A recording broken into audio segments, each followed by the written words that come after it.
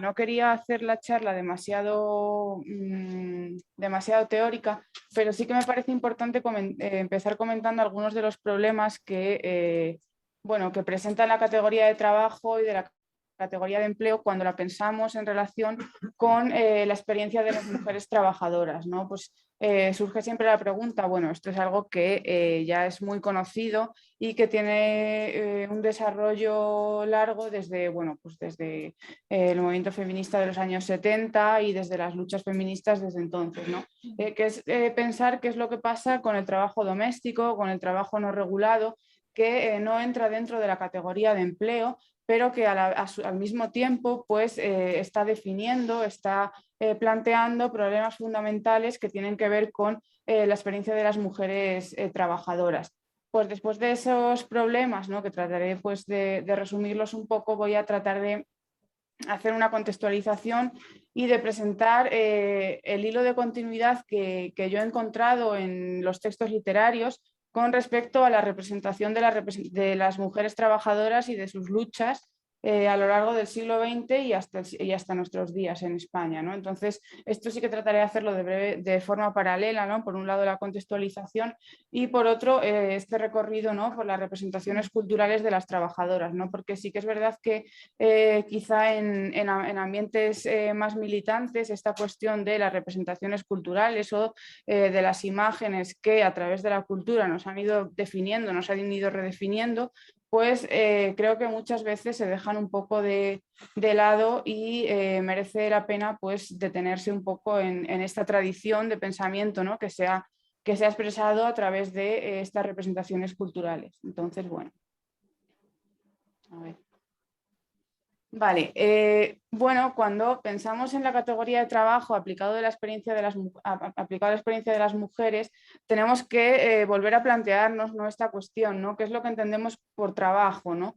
Cuando pensamos en el trabajo, normalmente solemos pensar en el trabajo del ámbito asalariado, del ámbito productivo, lo que entendemos un poco por empleo, ¿no? Sin embargo, pues claro, esta categoría existe un quiebre o se quiebra, ¿no? Cuando pensamos en la experiencia de las mujeres, porque hay multitud de modalidades, multitud de formas de trabajo que no entran dentro de esa categoría tradicional del empleo, ¿no? Pues pensemos, por ejemplo, del empleo en la fábrica, del empleo en la oficina, ¿no? Y que, sin embargo, también es una experiencia laboral, ¿no? Pues qué pasa con toda la experiencia laboral de las amas de casa, del trabajo doméstico, ¿no? Pues bueno, ¿qué pasa con, por ejemplo, estoy pensando durante el siglo XIX y el siglo XX con el trabajo a domicilio, ¿no? ¿Qué pasa con las mujeres que cosían en su casa y recibían pues, una remuneración muy escasa por ello, pero que aportaba, ¿no? a la economía familiar?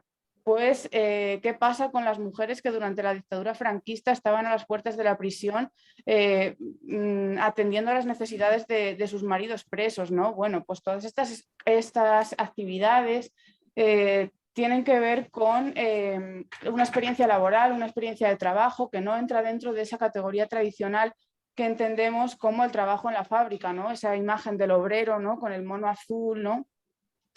Y bueno, por eso quería comenzar, ¿no? Poniendo esta cuestión sobre la mesa, que por supuesto ya es bien conocida, ¿no? Desde todas las luchas feministas de los años 70 por el salario para el trabajo doméstico, pero también en la actualidad la economía feminista, ¿no? Cuando habla del trabajo de cuidados, pues bueno, se plantean todas estas cuestiones.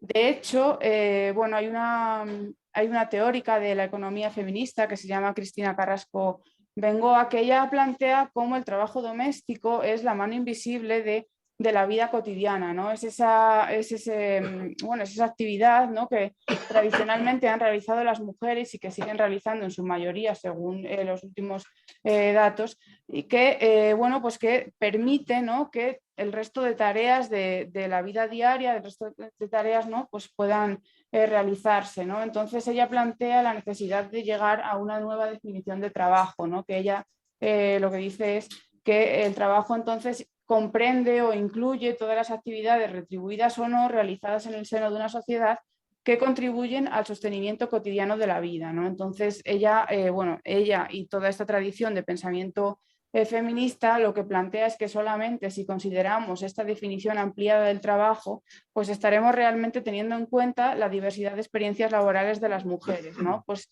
pensar en el trabajo desde este punto de vista de esta categoría más ampliada y no solamente, ¿no?, como el empleo, ¿no?, que, la categoría tradicional, ¿no?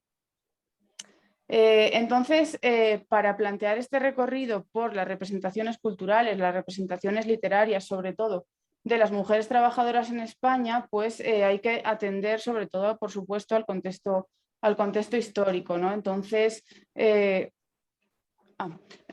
bueno, pues se produce, ¿no?, este recorrido, ¿no?, que va desde la Segunda República, ¿no?, que pasa por la dictadura franquista y que ahora veremos, ¿no?, siguen la continuidad de las luchas, ¿no?, la transición, y llega hasta la actualidad, ¿no? Entonces, un poco lo que voy a tratar de hacer es de presentar algunos textos literarios que en cada uno, bueno, algunos textos literarios escritos por escritoras, ¿no?, por mujeres, que en cada uno de estos periodos de la historia reciente de España, pues han planteado, han discutido, pues han dibujado modelos, han dibujado modelos de mujeres trabajadoras que han cuestionado los discursos dominantes con respecto a su papel en la sociedad, ¿no? Entonces, bueno. Comenzando con la cuestión de las trabajadoras durante la Segunda República, hay que tener en cuenta que se trata de un periodo de la historia reciente, de la historia de España, que fue insólito e inédito, ¿no?, en relación con los derechos de las mujeres, ¿no?, porque se amplió efectivamente su participación en la esfera pública, como ya bien sabemos, ¿no?, también la consecución del derecho a voto, ¿no?, su participación en política activa, ¿no?, pues también está la cuestión del matrimonio civil, del divorcio por mutuo acuerdo, ¿no?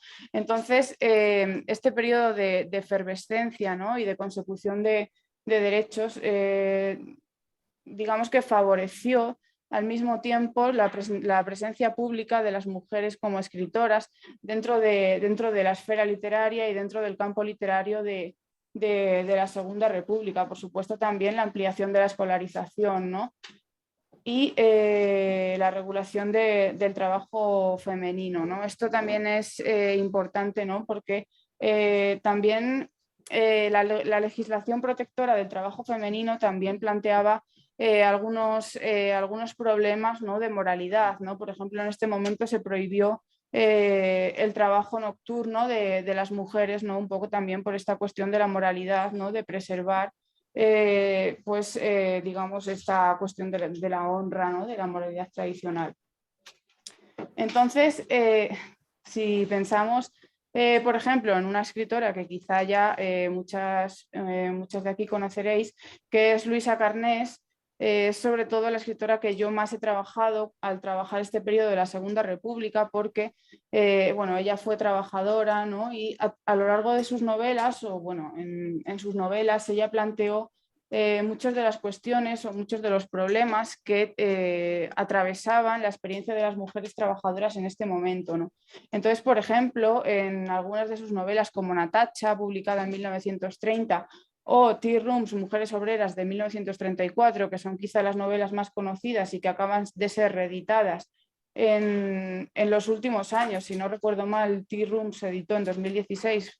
Bueno, es que la narrativa de Luisa Carnés no se había reeditado desde los años 30 en España. No había posibilidad de leer a esta autora hasta 2016, que es cuando se da la primera reedición de su obra. Bueno, ella es que se fue al exilio, ¿no?, en el 39, y fue totalmente olvidada, y sus obras fueron pues, relegadas al olvido por parte no solamente pues, de las editoriales, sino también de una historiografía literaria que fue repitiendo pues estos olvidos, ¿no?, estas postergaciones de las escritoras. Y ella, a través de sus novelas, pues, planteó pues, estos problemas, ¿no? Pues, por ejemplo, el trabajo, la educación y las posibilidades de las mujeres obreras en los años 30, las discriminaciones específicas que sufrían como mujeres en los ámbitos laborales. Luisa Carnés fue una escritora obrera. Ella comenzó a trabajar cuando tenía 13 años en un taller de ayudante de costurera de sombreros,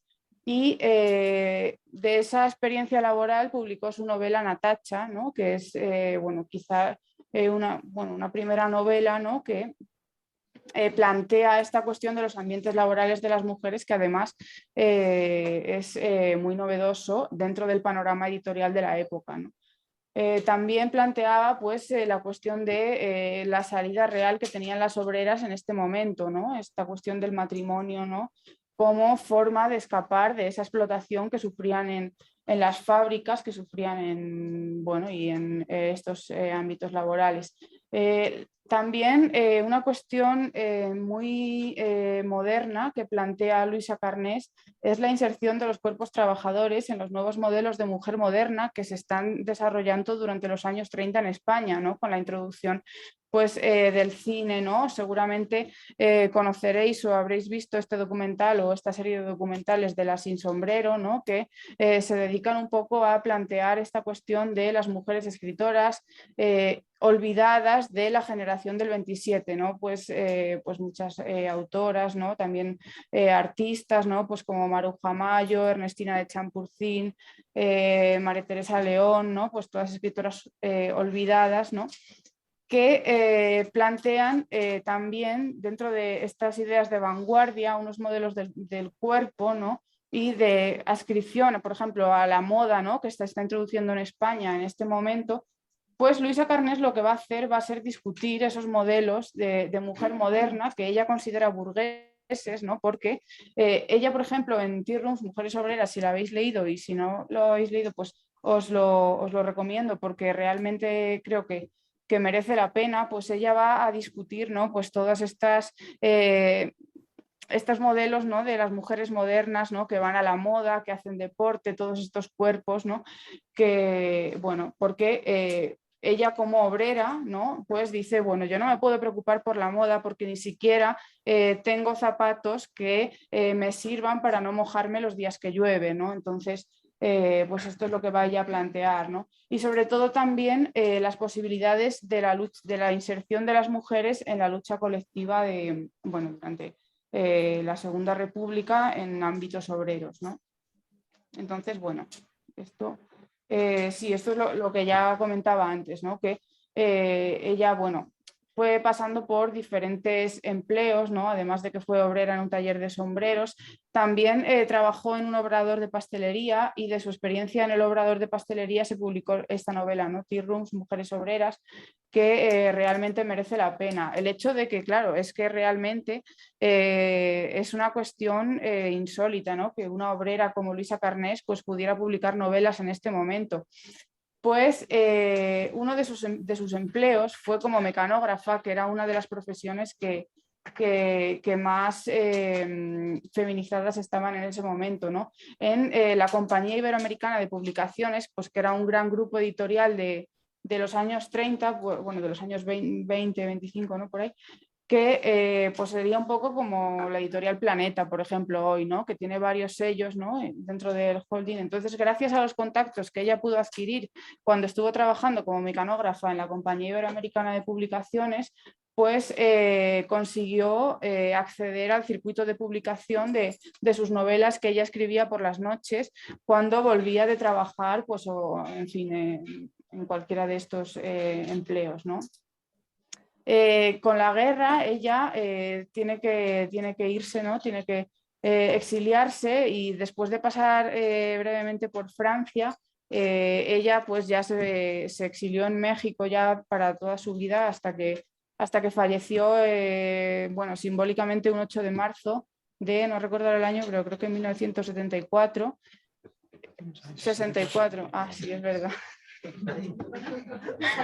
Sí, es verdad. De 1964, volviendo en coche a su casa desde la manifestación del 8 de marzo, ¿no? En Ciudad de México.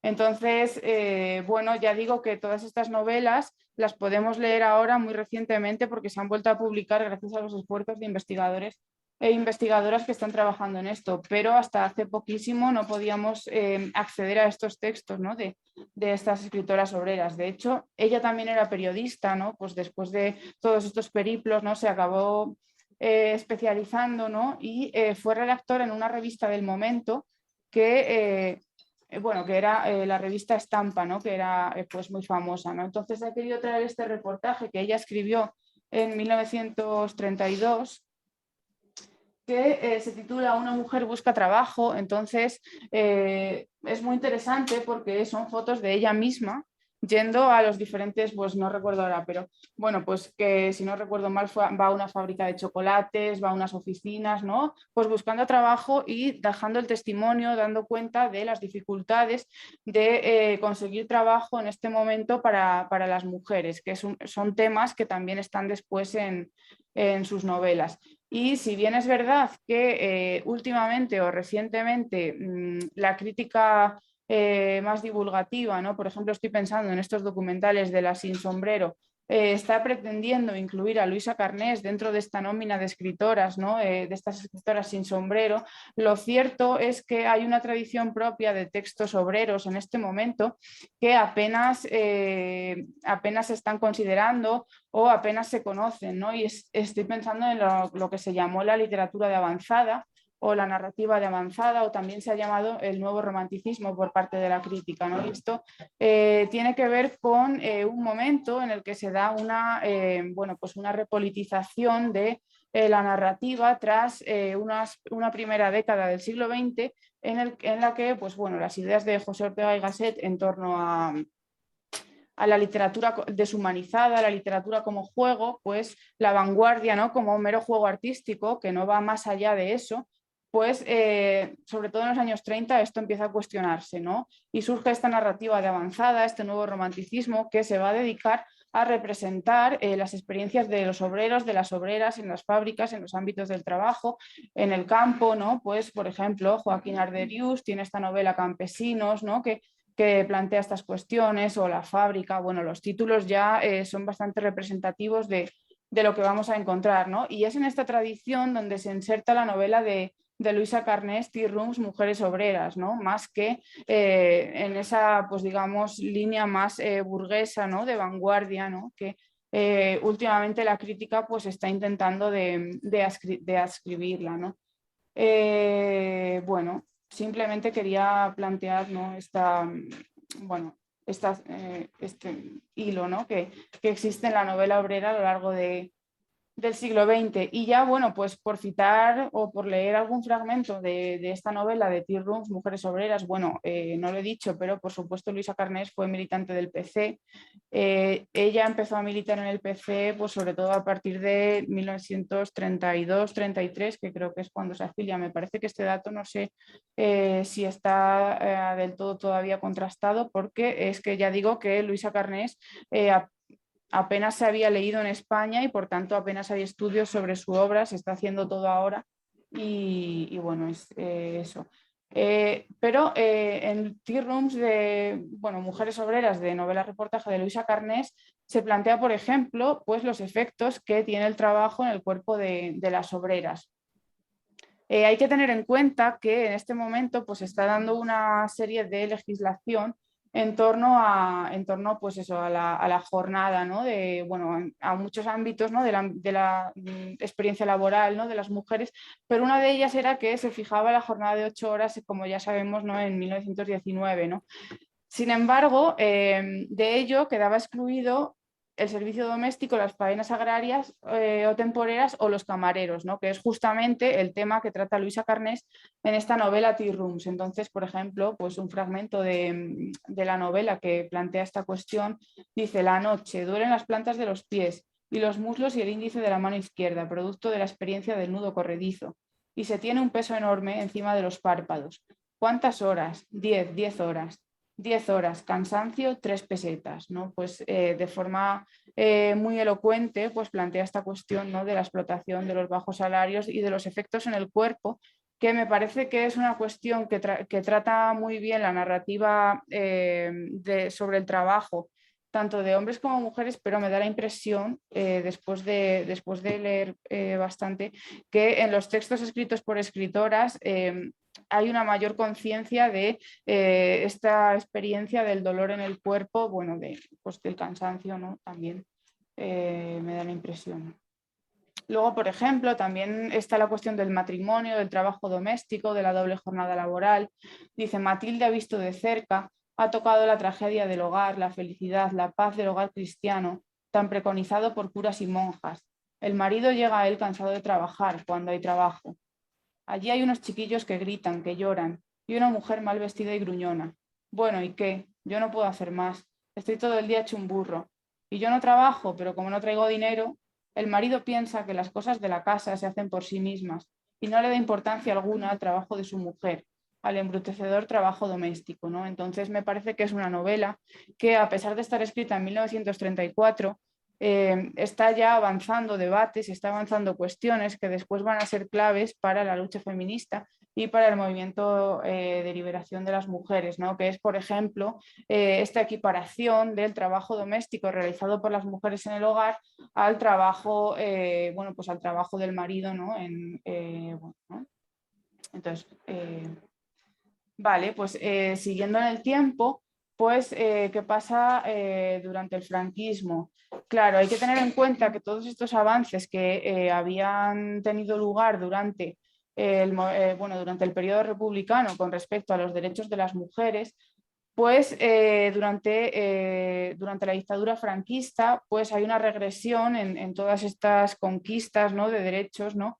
Ya que bueno, el discurso oficial del franquismo lo que planteaba era la necesidad de la domesticidad, ¿no? Para las mujeres, y además, por otro lado, la represión para todas aquellas que no encajaban dentro de este paradigma, ¿no? Entonces, claro, se planteó este papel o este rol que debían cumplir las mujeres en la sociedad franquista como esposas y madres, ¿no? Que a la vez estaba acompañado de toda una legislación, por ejemplo, el Fuero del Trabajo de 1938, que es una legislación de contexto de guerra. Estaba, pues eso, estaba dedicada, ¿no? A restringir, a limitar o a prohibir, ¿no? De hecho, el acceso de las mujeres al trabajo asalariado y especialmente de las mujeres casadas, ¿no? Que estaba prohibido, ¿no? Y esto es muy curioso porque no hay una ley que legisle acerca del trabajo de las mujeres en el franquismo desde 1938 hasta 1961, que es cuando se promulga la Ley de Derechos Políticos, Profesionales y de Trabajo de la Mujer, ¿no? Esto, claro, hay que tenerlo en cuenta en relación con el contexto que está teniendo lugar en ese momento, ¿no? En los años 60, con el desarrollismo, la entrada en la economía de mercado, ¿no? Y la necesidad de una mayor mano de obra. Ahora bien, ¿qué pasa? Si vamos a la experiencia de las mujeres obreras, de las mujeres trabajadoras, nos damos cuenta de que este discurso del franquismo, de este discurso oficial y estas restricciones, pues no se daban en la práctica, ¿no? Por ejemplo, la investigadora Merinas ha estudiado estas cuestiones, ¿no? Pues, por ejemplo, si pensamos, por ejemplo, en la experiencia de una mujer de clase obrera cuyo marido está en la cárcel, pues efectivamente esta restricción del trabajo asalariado no se da porque es la única forma que esas familias tenían de conseguir conseguir un sustento, ¿no? Entonces, bueno, ¿qué autoras han abordado la cuestión de las mujeres trabajadoras durante la dictadura franquista?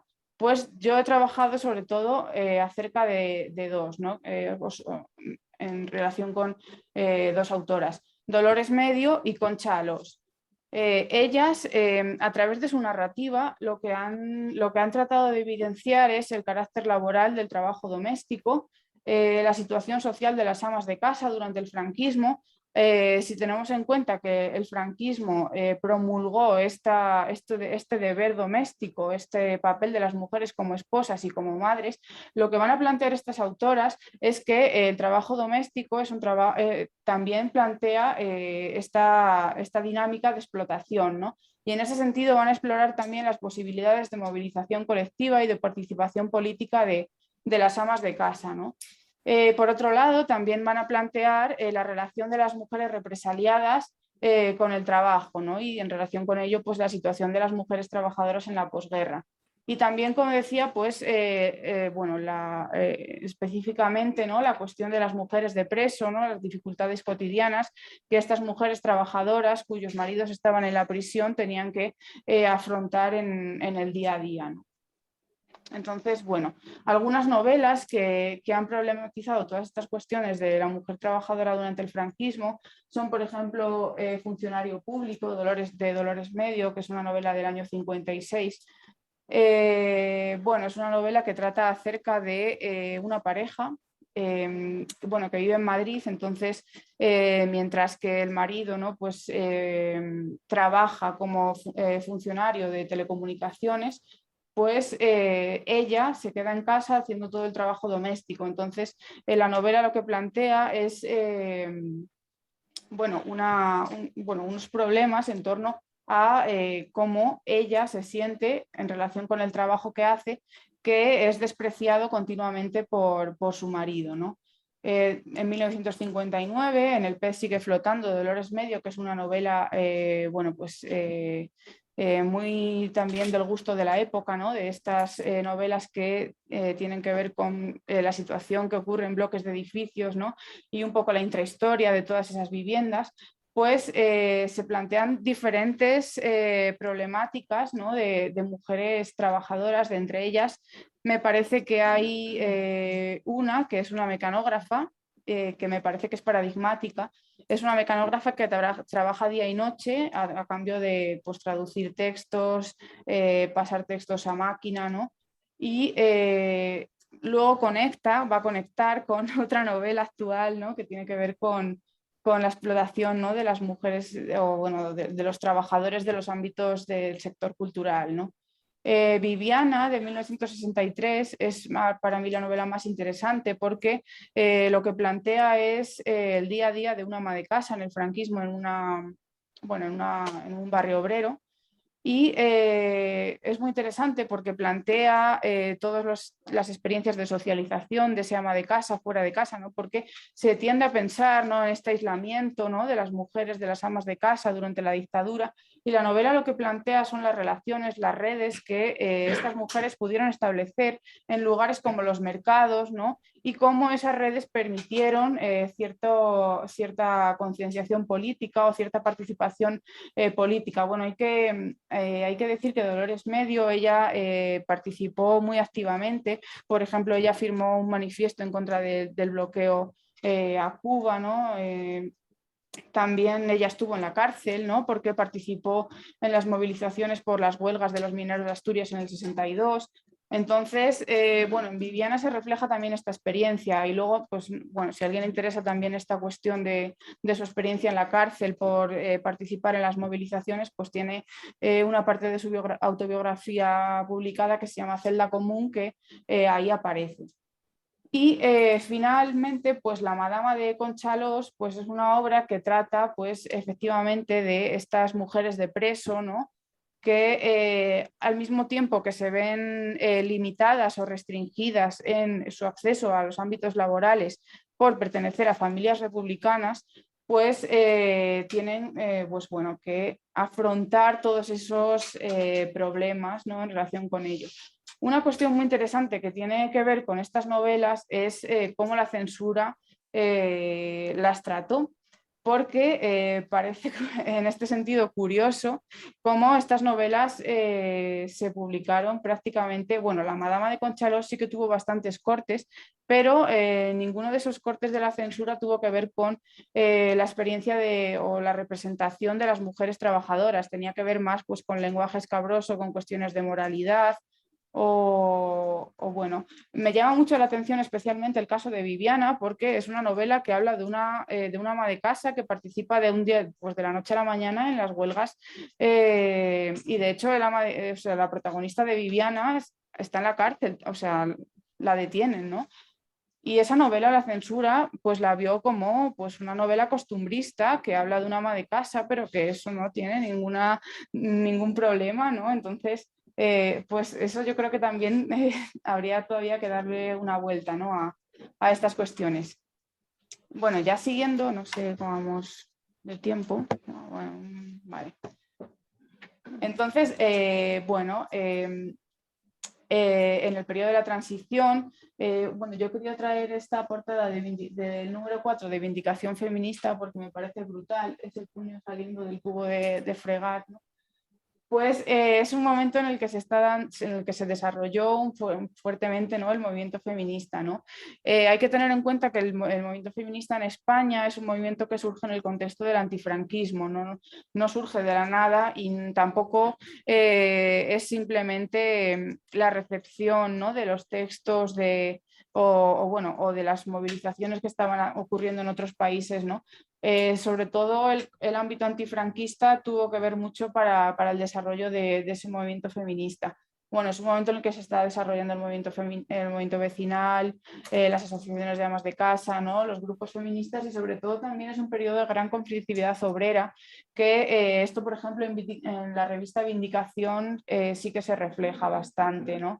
Entonces, lo que planteaba el movimiento feminista en relación con el trabajo fue una serie de demandas, ¿no? Pues, por ejemplo, la doble jornada de las mujeres, el reconocimiento del trabajo doméstico como trabajo, que bueno, es una cosa que ya veíamos que la literatura ya estaba problematizando casi desde Luisa Carnés, desde los años 30, ¿no? Pues, por ejemplo, la igualdad salarial, ¿no? Pues esto ya quizá nos suena más, ¿no? O nos remite a estos imaginarios, ¿no? En este periodo yo he trabajado 3 novelas que son Crónica del desamor de Rosa Montero, La hora violeta de Montserrat Roig y un texto muy poco conocido y prácticamente nada estudiado, que es Camarera de 5 estrellas de Teresa Pàmies. Ahora voy a hablar de ellos, ¿no? Y los problemas que aparecen en estos textos pues son sobre todo esta dicotomía ya de forma pues muy directa y muy explícita, esta dicotomía entre trabajo doméstico, trabajo asalariado, ¿no? Pues la reivindicación del carácter laboral del trabajo doméstico, la doble jornada laboral de las mujeres, claro, esto ya pues de una forma más explícita, ¿no? Porque eran cuestiones que estaban sobre la mesa y que se estaban debatiendo en el momento. Por otro lado, pues las discriminaciones específicas de las mujeres en el ámbito laboral, esto ya viene desde Luisa Carnés, esto es un hilo de continuidad, ¿no?, que la narrativa de las autoras ha estado tratando en diferentes periodos, ¿no? Veremos que en la actualidad es una cuestión que se sigue abordando. El papel de las mujeres en el contexto, esto es muy importante, en el contexto de la militancia clandestina contra la dictadura, pues por ejemplo en La hora violeta de Montserrat Roig hay un personaje que, bueno, no recuerdo ahora el nombre, la verdad, pero lo que se plantea a través de este personaje es cómo el papel de las mujeres, el trabajo doméstico realizado por las mujeres en los hogares fue esencial para facilitar las condiciones necesarias para que la militancia clandestina fuera posible, ¿no? Entonces, esto, por ejemplo, se aborda pues, en el ámbito del PSUV, pero bueno, no he encontrado, la verdad, otras novelas que lo planteen de una forma, digamos, dentro del ámbito del PC u otros ámbitos. Y luego, en el caso de la novela de Teresa Pàmies, de Camarera de 5 estrellas, es una novela muy interesante porque plantea la cuestión de las mujeres emigradas, ¿no? La protagonista de Camarera de 5 estrellas es una camarera de piso en un hotel en Londres en los años 60. Entonces, pues se plantean muy bien los entornos laborales, la militancia política y el antifranquismo, ¿no?, en ellas. Entonces, bueno, estas son las novelas, ¿no?, que quizá la más conocida sea la de Rosa Montero, aunque, bueno, esta creo que fue su primera novela, Crónica del desamor. Entonces ella pues es casi una especie de autoficción, ¿no?, de esa narrativa, ¿no?, de ella misma como periodista y los problemas que como periodista encuentra, por ejemplo, para conciliar su trabajo con el cuidado de su hijo o pues esas discriminaciones que ella encuentra, ¿no?, en ámbitos laborales. Bueno, en el caso de Montserrat Roig, ya digo que me interesó sobre todo esta cuestión del trabajo doméstico, el trabajo de cuidados, en relación con, bueno, pues, con esta cuestión de la militancia antifranquista. Pero quizá el texto más interesante, quizá por menos conocido, de este periodo que he trabajado, Camarera de 5 estrellas de Teresa Pàmies, de hecho creo que es de los pocos textos que Teresa Pàmies, militante también del PC, exiliada y bastante también activa, ¿no?, en la lucha antifranquista, pues ella escribió casi toda su obra en catalán, pero curiosamente Camarera de 5 estrellas, que es de sus últimos textos, lo escribió en español. Y es una novela que trata sobre una mujer que emigra a Londres y allí pues va trabajando por diferentes hoteles como camarera de piso. Bueno, pues es un antecedente claramente de las Kellys, ¿no? Vemos cómo la narrativa es muy curioso, cómo ya nos está dando pistas, ¿no? Sobre estas luchas, ¿no? Entonces, bueno, pues además de la explotación laboral, ¿no? Pues que hoy en día también podemos ver estos relatos, ¿no? A través de esta lucha de las Kellys, pues se relatan en la novela, ¿no? Entonces, bueno, me parece que es curioso, ¿no? Bueno, una película que todo el mundo conoceremos, ¿no? Un poco pues para hablar un poco fuera también de los relatos literarios, pues es Los lunes al sol. Pues me interesa mucho esta película, ¿no? Y me interesa sobre todo el tema de la reconversión industrial, porque es muy difícil encontrar novelas que hablen de la reconversión industrial. De hecho, pues hay poquísimas, ¿no? No sé realmente ahora mismo, y mucho menos, por supuesto, de que hablen del papel de las mujeres en la reconversión industrial. Hay un estudioso del cine español que es Monterde. Él utiliza esta imagen o esta metáfora, ¿no? de la imagen negada, que plantea un poco el lugar de la clase obrera en el cine, ¿no?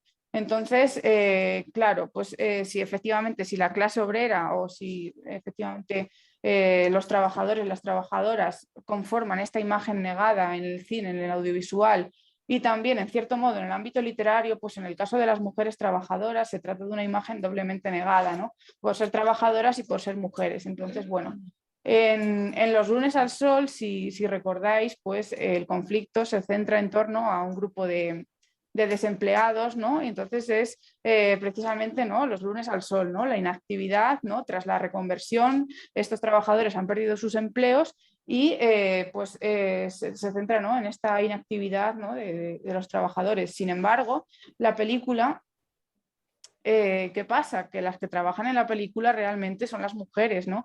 Por ejemplo, está este personaje, ¿no? Que es la pareja de uno de los protagonistas, que trabaja en una conservera, ¿no? En el norte. O también se representa el trabajo doméstico, ¿no?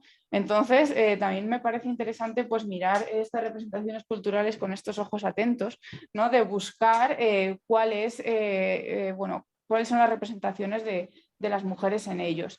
Y ya pues pasando a esta última parte, ¿no? de la charla, pues en el siglo XXI, por ejemplo, está este colectivo, Precarias a la deriva, que en 2004 ya estaba avanzando toda esta cuestión de la precariedad, de la crisis, ¿no?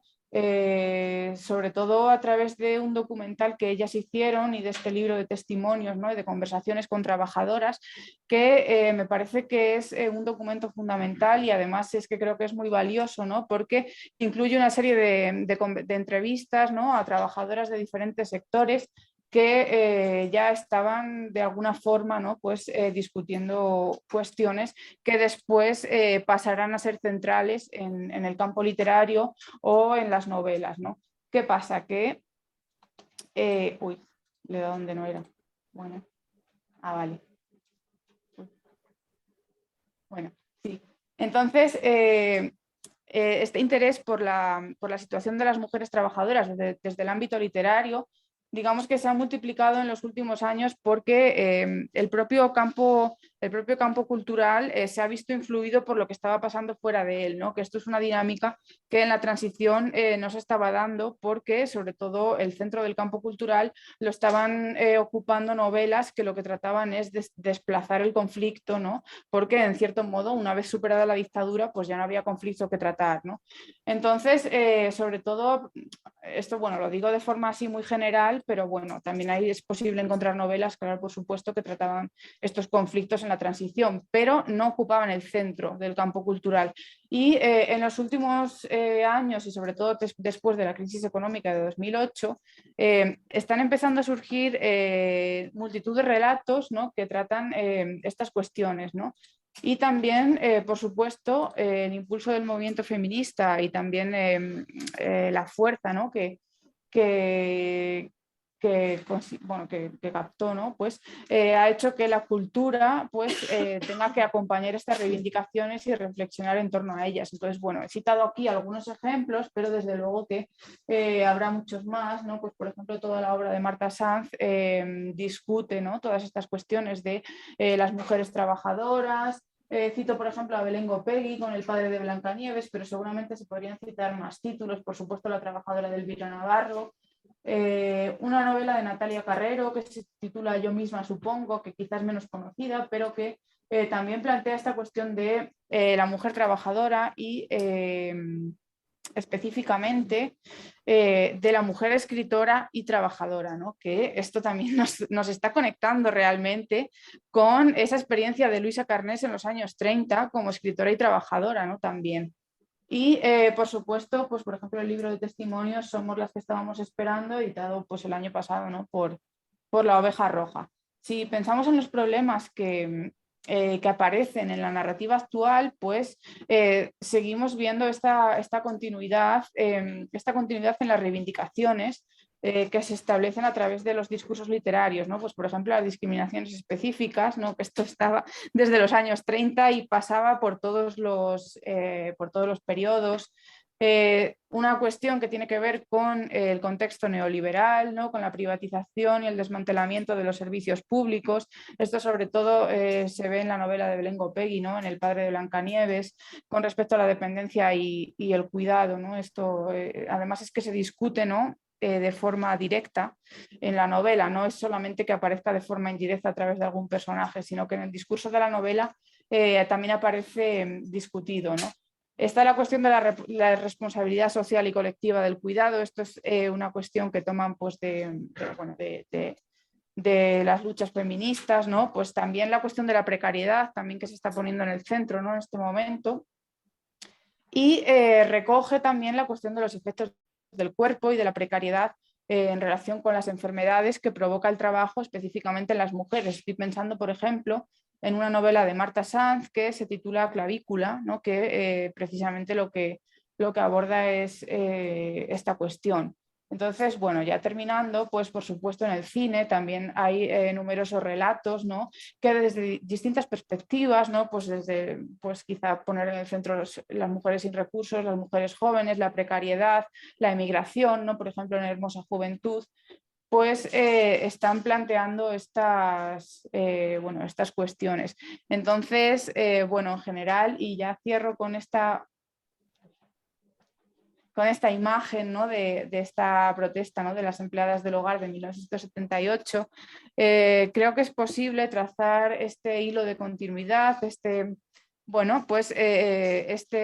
hilo que conecta las luchas de las experiencias de las trabajadoras del pasado con las experiencias de las trabajadoras del presente, y creo que en las representaciones culturales recogen, problematizan, discuten y aportan a los debates como también lo hacen cualquier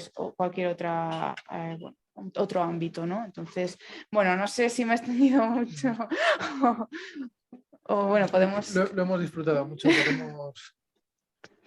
pero si puedes salir de la pantalla completa y así sí, ahora en casa que te vean. Vale, a ver si lo sabemos. Si sale incorporar tarde que te pongo en cara. 1, 2 y... ya sé. Sí, no, yo no. Sí, Sí, no. no. Sí. A ver, bueno, de todas formas, si ya estamos, ya creo que te verán, sí. Continúa se ha quedado en el HDMI, bueno, es igual. Pues ahora si queréis iniciar por aquí un turno de intervenciones y también igual eso lo tiene que ver Alfredo desde casa. A ver en el chat, bueno, si queréis por aquí empezar alguna intervención mientras nos ponemos al día con la cosa digital, pues os vamos tomando palabras así de forma breve y que Cristina pues vaya contestando si se os ocurre. Y si no, pues voy empezando yo. A ver, yo tenía por aquí un par de cosas. Una respecto de esto de la censura, no las tocó, no los aspectos más significativos, ¿Esto es pura condescendencia, ninguneo o cómo opera esto? Porque sí que es verdad que en este periodo incluso algunas de las movilizaciones más exitosas son, por ejemplo, el movimiento obrero, que ahí, o sea, yo esto no sé, un poquitín, que sí que son porque es, pues porque la policía y el franquismo está muy centrado en someter a Asturias, en someter el País Vasco, en someter, y se olvidan de Madrid. Y Madrid muy pronto funda las comisiones obreras. Si aquí un poco a escala no pasa lo mismo, sino que facilita la eclosión de puro desprecio. A ver, lo que pasa con la censura es que hay pocos estudios generalizados sobre la narrativa española y la censura durante el franquismo y mucho menos sobre la narrativa española de las escritoras durante el franquismo.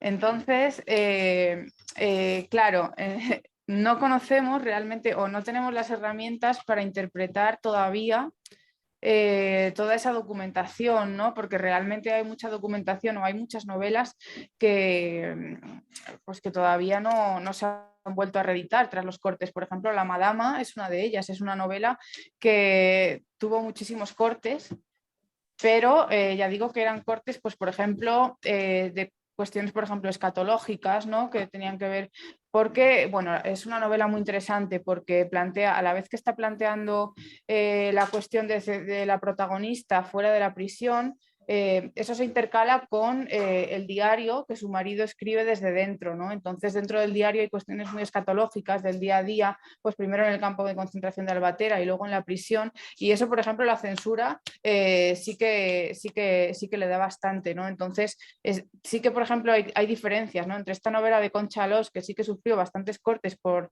parte de la censura, y esta novela de Dolores Medio, Viviana, ¿no? Que es la que me preguntabas, que la censura dice, no, es que esto es puro costumbrismo, esto cuenta la situación de una ama de casa. Yo me pregunto realmente si la leyeron hasta el final, porque claro, si tú empiezas a leerla al principio, sí, claro, es que luego también hay mucha arbitrariedad, ¿no? en relación con la censura. Entonces, a veces es muy difícil saber realmente cuál fue el criterio para una novela no censurarla y otra sí, porque muchas veces es que ni siquiera pienso que se enteraban de lo que leían después de ver los informes, ¿no? Entonces, no sé si realmente existió realmente esa intencionalidad, y creo que de momento no lo sabemos.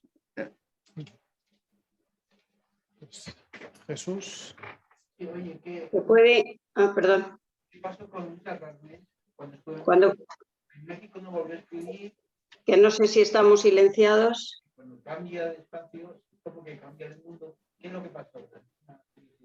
Sí, pues es una pregunta muy interesante porque ella, es que creo que no se me oye con la mascarilla, pues ella siguió escribiendo en México, y de hecho hay muchas de las novelas de Luisa Carnés que escribió en México que todavía no podemos leerlas porque no están reeditadas. Hay algunas que se están reeditando, por ejemplo se reeditaron los cuentos también, también hace 2 años creo, así. Pero, por ejemplo, tiene novelas sobre el maquis, ¿no? Juan Caballero, por ejemplo, que esa novela, si queremos leerla, tenemos que ir al archivo o a la Biblioteca Nacional porque no es posible. Y ella siguió interviniendo, ¿no? Políticamente. Ella tenía una revista también de la que ella pues, se encargaba. Es curioso porque cuando ella se va a México deja de tratar de forma tan directa esta cuestión de las trabajadoras, esta cuestión de las mujeres, y empieza a plantear en su narrativa de forma más general la cuestión de la lucha antifranquista. Pero sí, ella siguió escribiendo, y ya digo que todavía es una tarea pendiente recuperar esos textos y recuperar esa memoria, porque realmente, pues bueno, sí, ahora mismo conocemos mucho mujeres obreras, tea rooms, empieza a haber ya muchos estudios, ¿no? De esa parte que quizá es la más accesible y la más conocida, pero todavía no hay un... Perdonad que me he metido para ver el chat, pues hay palabras. Espera, que lo vemos desde aquí. Ya está. Ah, espera. Ya estoy. Creo. Sí. Es que si hay chat, no veo si ha escrito alguien. Pruden ha pedido la Vale, palabra. no hay palabras de momento del chat, ¿no? Pruden. Sí, ¿se me oye bien? Palabra para Pruden, sí. Ahora tenemos que subir. Espera, un momento, Pruden.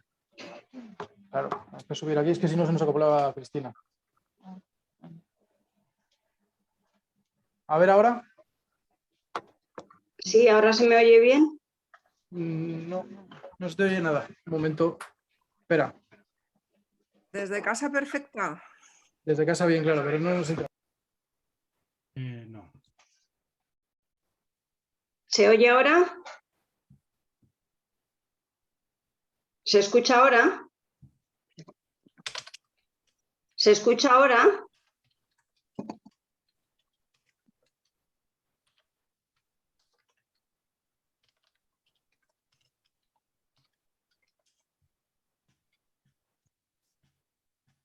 Desde casa se te oye bien, Pruden. Sí, Lo que parece pasa es que en la sala no se te escucha porque tienen que poner el audio en el portátil de Alfredo, que es el que Ajá. está emitiendo a la televisión. No sé si ahora me han escuchado y de esa manera... No tiene pinta, parece que a los de casa no se nos oye.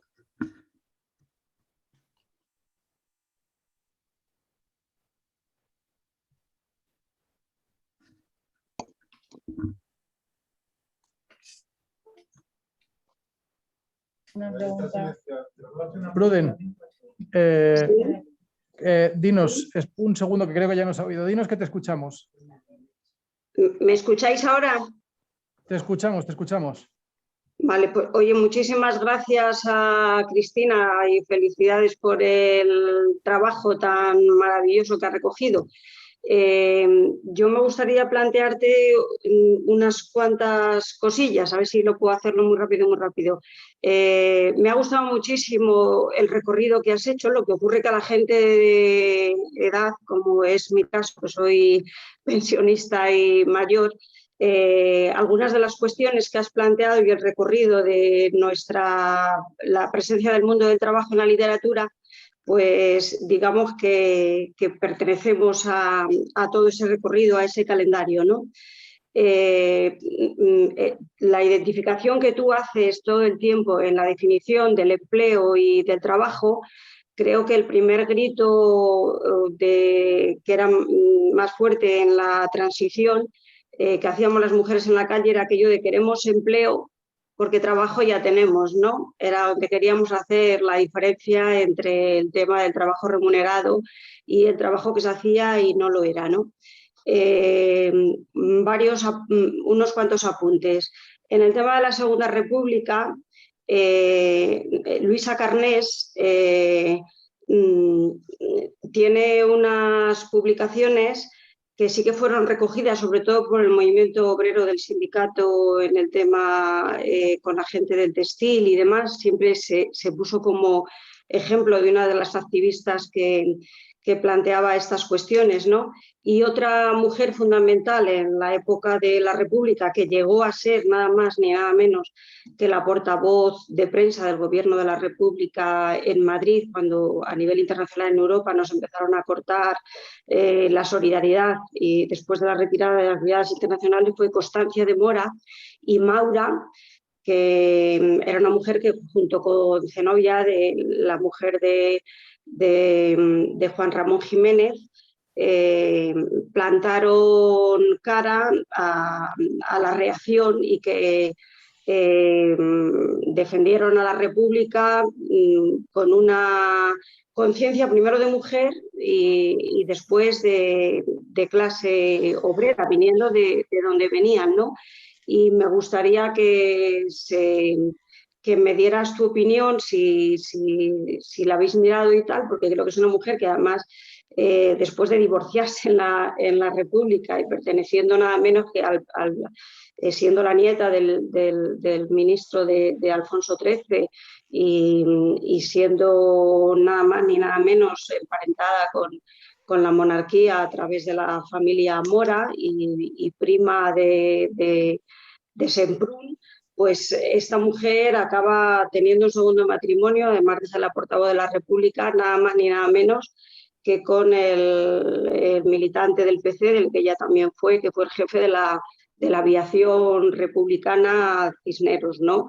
Se tienen que separar en el asilo y demás. Ella recoge bastante el tema de las vergüenzas de las mujeres explotadas, sobre todo en las zonas más terribles como las Urdes y demás, el papel que tenía la mujer, que a ella le causaba un dolor especial.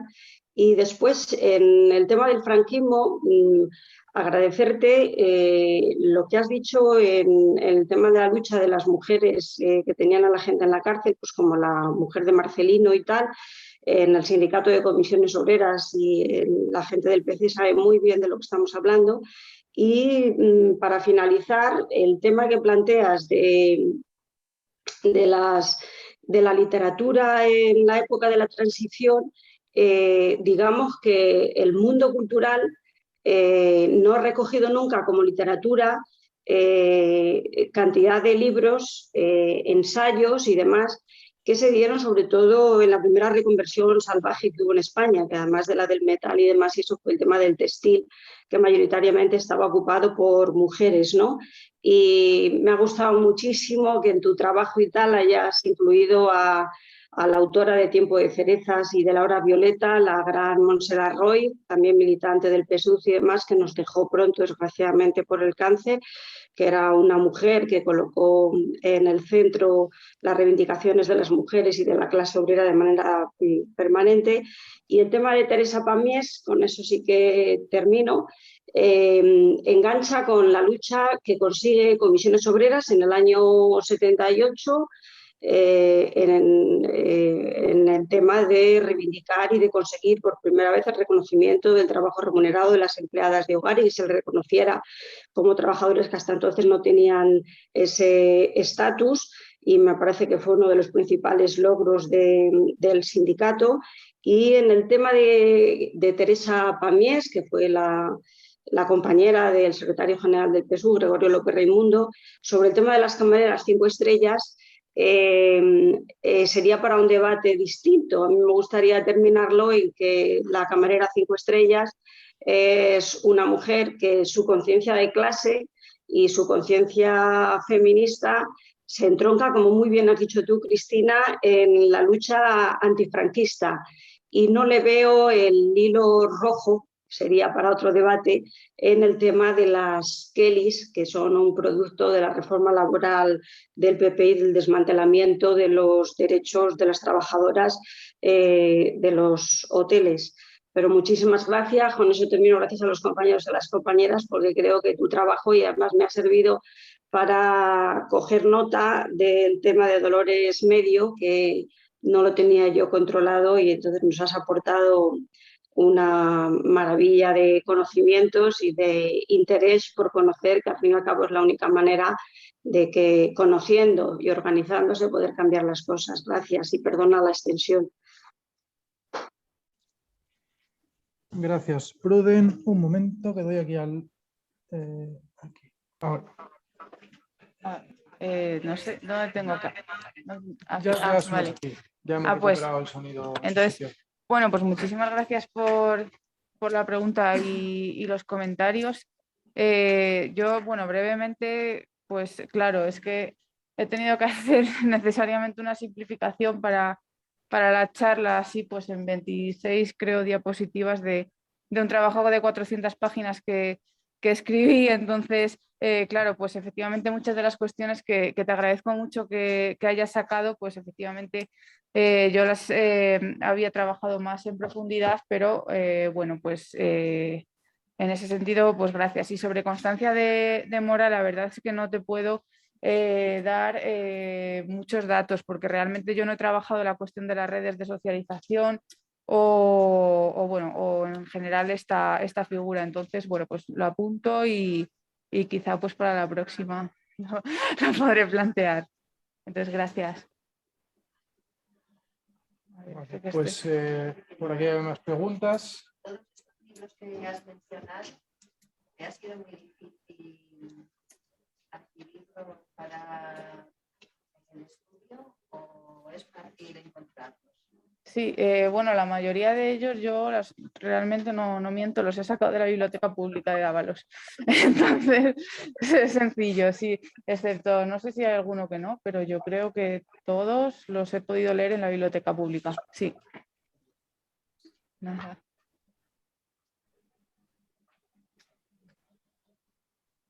Sí, una cuestión más. Sí, una pregunta. ¿Has hablado de Bopegui? ¿Has leído la última novela, la de Queremos el mar? Porque me parece que actualiza a una mujer en la situación actual, sobre todo de los jóvenes, porque es muy importante lo que ha pasado en la historia, pero me parece muy interesante también que se planteara cuál es el futuro, sobre todo de tu generación, y lo incluyo. Entonces, ¿qué te ha parecido? Si lo has leído, me gustaría que lo comentaras. ¿Qué te ha parecido el libro Queremos el mar? Pues no la he leído todavía, pero la tengo pendiente. Así que sí, sí. Creo que es una continuación de lo que se nos avecina y de lo que se encuentra. Pues muchísimas gracias. Yo quería agradecerte porque la vez que me conocía, excepto Rosa Montero, que es la que más mediáticamente estaba en el país, entonces no tenía ni idea de todas estas estructuras. Y creo que no es casualidad que no se conozcan ni que tengamos totalmente ignoradas estas mujeres. Yo creo que además es que me ha chocado porque me parece como el periodismo ciudadano que pretende también el vientre de alquiler y no le preocupa a las mujeres, no sé, yo lo veo. Pero es cierto que sí es conocida en su momento. Yo me acuerdo que lo leí, pero que no conocía a ninguna otra. Entonces también habría que plantearse por qué razón se pone un telón sobre y se invisibiliza a todas estas escritoras. No es casualidad. Sí, sí, bueno, Claro, sí, repite un poco para los que están en casa, además, vale, vale. o en tu... Vale, o sí, implícito. vale, perdón, sí, claro. Me preguntaban bueno, cuál es la razón por la que, bueno, que no es casualidad que estas escritoras apenas sean conocidas hoy en día, ¿no? Y bueno, es verdad. Ay, se me ha ido. ¿Qué iba a decir? Claro, efectivamente, en general hay una tendencia en el ámbito literario a considerar la literatura pues como una cosa de Torre de Marfil, ¿no? Como una cuestión casi pues preciosista, ¿no? De la literatura, que si la belleza, que si no sé qué, y en ese sentido pues hablar de política, hablar de cuestiones relacionadas con la economía, con el trabajo, pues en cierto modo pues mancha, ¿no? Esa literatura. No sé si era Stendhal que decía que hablar de política en una novela era como un pistoletazo en medio de un concierto. Entonces eso por un lado, y por otro lado toda la invisibilización histórica de las mujeres como escritoras y como, bueno, y como artistas en general, pues yo creo que son dos cuestiones, ¿no? Por un lado, invisibilización como mujeres, pero invisibilización como obreras y además dentro de esos discursos, ¿no? Que tienden a criticar toda la literatura que habla de algo más allá, ¿no? O que se mete en cuestiones que tienen que ver con cuestiones políticas, ¿no? Porque hay una parte de la crítica literaria que muchas de estas novelas las consideraría directamente panfletarias y ni siquiera las leería.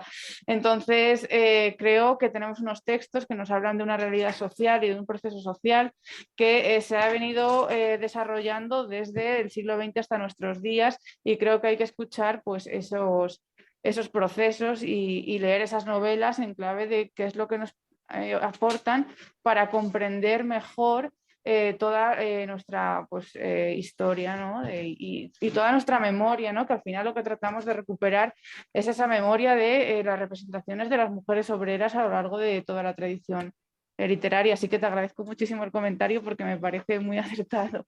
Vale, tenemos una pregunta más en el chat, si no me equivoco es de Yolanda. Sí, hola. Fantástico, ahora no os oigo nada. ¿Ahora nos oyes? Es Sí, que tenía que ahora poner sí, otra vez perfecto. ahora Sí. con este apaño lo solventamos. Te escuchamos. Hola, buenas tardes. Cristina, muchísimas gracias. He llegado muy tarde a la presentación, pero como bueno, sé que se está grabando, así que espero que esté disponible para poder ver lo que me he perdido. ¿Me oís vosotros y vosotras? Sí. Lo oímos, sí, sí. Vale. Prudence que sí porque está en casa, como yo. En fin, bueno, a lo que iba era a lo que estáis comentando, bueno, a lo que estás comentando ahora mismo, Cristina, es que, de acuerdo con Stendhal, hablar de política dentro de la literatura pues es como pegar un pistoletazo en una sala de conciertos siempre y cuando el concierto sea femenino. Porque a bote pronto, muy a bote pronto se me ocurre Vázquez Montalbán, que si había alguien que hablaba de política dentro de la literatura era él, y ya os digo que hay un chorrón de hombres más a quienes la historiografía literaria no le ha pasado factura. Él ha pasado perfectamente a los anales de la historia literaria sin ningún tipo de problema. Sin embargo, ellas, daba igual que hablasen o no de política, que no quedaban en la memoria literaria. Pero ¿desde cuándo? Quiero decir, eso es algo, una constante que nos ocurre siempre, que sufrimos siempre las mujeres y nos ocurre por el patriarcado, por supuesto. Es decir, en la literatura y en todas las artes, como sabéis, estamos desaparecidas, ninguneadas, no hemos existido y se nos ha borrado. Es otra forma del borrar, ¿no? Pero a ellos hablar de política no les pasa factura, como no les suele pasar factura casi nada. Bueno, y ahí lo dejo, ya está, no me enrollo más. Muchas gracias.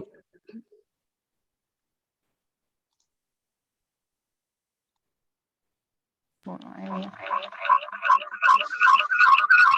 Ahora, ya puedes hablar. Pues muchísimas gracias, Yolanda, por el comentario. Estoy completamente de acuerdo, así que simplemente pues te agradezco la intervención. Pues creo que no hay nada más. No sé si hay algo más. No. Palabra, por favor. Si tenéis algo más y si no, no sé si tenéis por ahí alguna cuestión más. Si no, pues nada, agradecerte. Ahora lo que me apetece es que, no sé, o sea, esto que hemos escuchado aquí, organizarlo en más sitios y contárselo a la concejala de igualdad de mi ayuntamiento y que el 8 de marzo, no sé, ahora somos agentes y managers tuyos para hacerte un tour, porque, o sea, yo salgo con esta sensación. No sé si hay más sitios donde la querréis llevar para que nos cuente esto. Así que muchas gracias. No, gracias a vosotros y sobre todo a vosotros, a todas, por venir.